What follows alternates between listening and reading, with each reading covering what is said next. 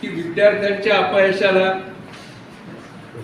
फक्त तेच जबाबदार आहेत का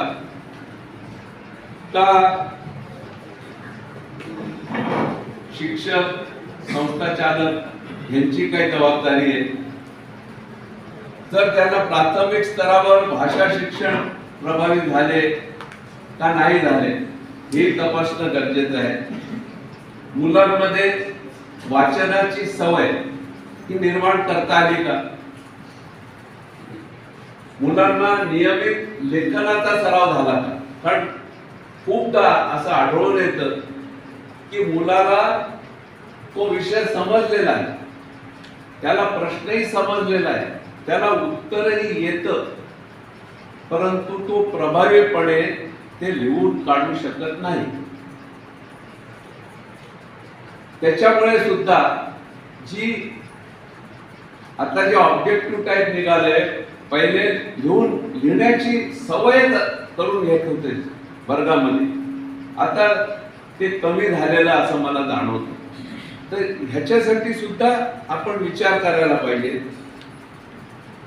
काही विद्यार्थ्यांच्या भाषिक अशा अडचणी असतात, काही अमराठी विद्यार्थी असतात, कुठून त्यांचे पालक बदलून आलेले असतात इतर प्रदेशातून.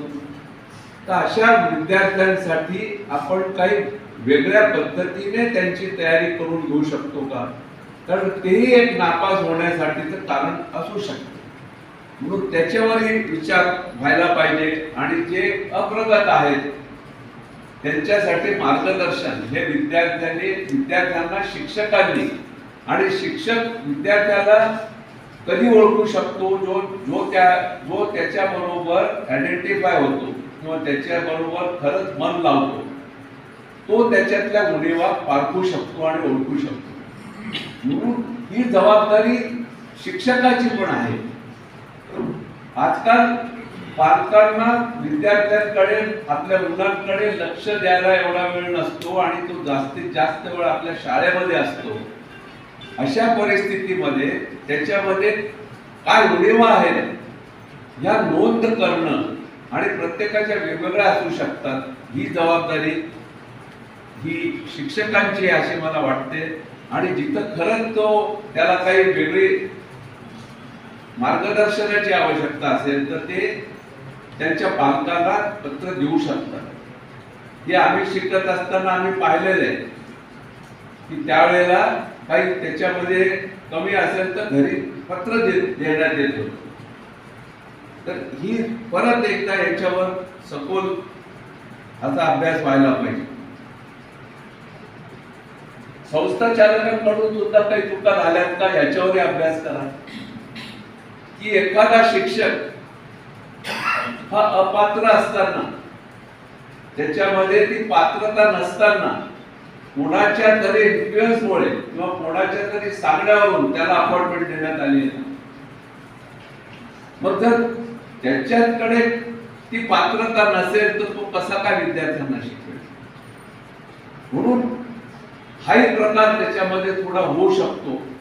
कारण हे कधी कधी आढळून येतं की ते शिक्षकच योग्य तऱ्हेने, म्हणजे फक्त मराठी बद्दलच बोलत नाही, हा जनरल विषय आहे, ते पात्र नसतात पण नोकरीला लागतात.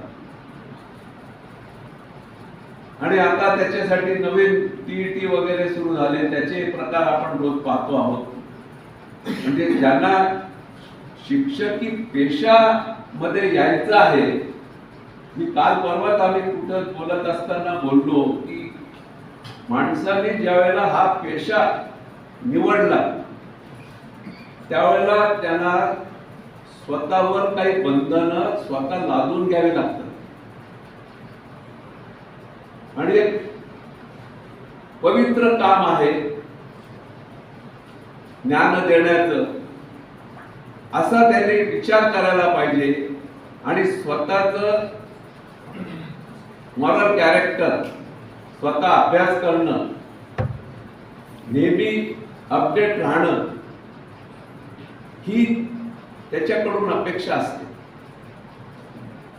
आणि म्हणून इतर पेशामध्ये पैसे कमवण्यासाठी काही वाममार्ग निवडले गेले किंवा काय झालं तेवढं वाईट वाटणार नाही, तेवढं जर शिक्षकी पेशामध्ये जे पुढची पिढी घडवणार आहेत, आपल्या देशाला ते चांगले नागरिक देणार आहेत, तर त्यांनी जर ते योग्य तऱ्हेने केलं नाही तर त्यांनी अशा पेशामध्ये निवड करायलाच नको, ज्यांना ही तयारी नसेल तर हा एक विचार व्हायला पाहिजे की त्याच्यासाठी सुद्धा काही बंधनं आहेत ती अलिखित का होत नाही ती पाळली गेली पाहिजे.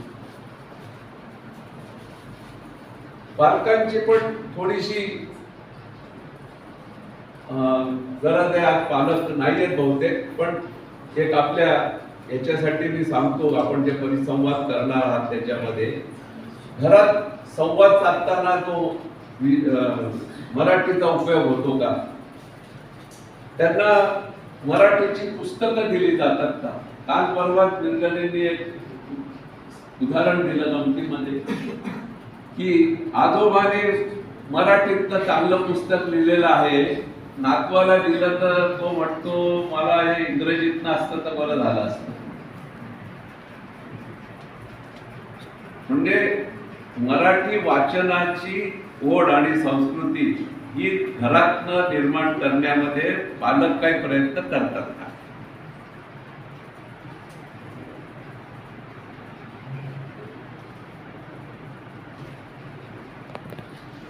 पेक्षा मी सांगू इच्छितो की फक्त चर्चा होण्यापुरतीच मर्यादित राहू नये असं मला वाटतं. स्वतः त्याच्यातलं काही वस्तुनिष्ठ अशी निष्कर्ष याच्यातनं पुढे यायला पाहिजेत, त्या ज्याच्यामुळे आपण काही शिफारशी शासनाला आणि शिक्षण खात्याला देता येऊ शकतील. मी संयोजकांना असे सुचवू इच्छितो की आता इथे आपलं 3 तास आहे, 2 तास 2.5 तास जे असतील त्याच्यामध्ये जर ते पूर्ण होऊ शकलं नाही तर इथे ज्या लोकांनी सहभाग नोंदवलेला आहे त्यांना अजून एक 8 दिवसाची मुदत द्या. ते तुम्हाला लेखी कळू शकतील. काही अजून ह्याच्यातनं विचार मंथनातून त्यांना वाटलं मग ते सगळं एकत्र करून आपण ते पुढे पाठवू शकतो ज्या योग्य त्या खात्याला. तर आजच्या आजच व्हायला पाहिजे असं काही नाही. म्हणजे जर असं वाटलं की याच्यात अजून सखोल जाण्याची गरज आहे, कोणी इच्छा प्रकट केली की आम्ही ही माहिती स्वतः गोळा करतो, आम्ही प्रयत्न केले आम्हाला नाही मिळाले, SSC बोर्डातनं वगैरे माहितीचे अधिकार ते दिलेले आहे. काही पत्रकार आहेत आपल्यामध्ये, त्यांना मी परवा विनंती केली होती की ते जाऊ शकतात, गोळा करू शकतात ह्या गोष्टी आणि ते आपण माध्यमांनी ते पुढे सर्वांसाठी खुलं करावं. आणि हे ज्यावेळेला आपण तिथे शिफारसी करू त्याच्यामध्ये आपण नुसतं शिफारसी करताना काही मुद्देसूद असे त्यांना आपण कळवावेत की ह्या मार्गाने आपण याच्यामध्ये बदल करू शकतो असं आम्ही सुचवतो. त्याच्यावर सरकार विचार करेल, त्यांना आपण काय बदल करायचे ते करतील. पण आपण एक शिक्षण क्षेत्रातले सगळेजण एकत्र आलेलो आहोत तर त्यांना जर मार्गदर्शक असं काही लिहून पाठवलं तर पाठपुरावा करायला सोपं जाईल.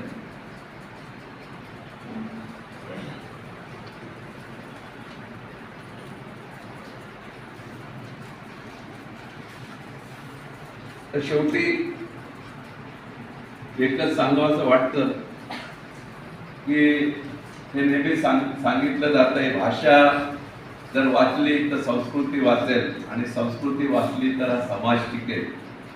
म्हणून आपण सर्वांनी या मराठी भाषेसाठी इथे आपण सगळे प्रेमी आहोत, एकत्र आलेलो आहोत, त्याच्यासाठी आपलं योगदान द्यावं. पण त्याचबरोबर मला अजून एक सांगावंसं वाटतं की आपण आज जरी मराठी भाषेबद्दल इथे चिंतन करायला आलो आहोत पण इतर भाषांबद्दल सुद्धा आपला तेवढाच आदर असायला पाहिजे. आपण जरी महाराष्ट्रात आहोत म्हणून आणि मराठी आपली मातृभाषा असल्यामुळे आपण त्याचा विचार करतो, पण देशाच्या दृष्टिकोनातून आणि इतर सगळ्या राज्यांमध्ये आपल्याला जावं लागतं. म्हणून प्रत्येक भाषेबद्दल तेवढीच आस्था आणि आदर आपल्याला असायला पाहिजे. असं मला वाटतं आणि हीच आपल्या सर्वांची सामूहिक जबाबदारी आहे असं मी समजतो आणि इथे थांबतो आणि ह्या परिषदेला खूप खूप शुभेच्छा देतो. ह्याच्यातनं खूप काही चांगलं बाहेर येईल अशी अपेक्षा करतो आणि ज्या ज्या लोकांनी याच्यामध्ये सहकार्य केलेलं आहे त्यांना सर्वांना मी संस्थेच्या वतीने त्यांचे आभार मानतो आणि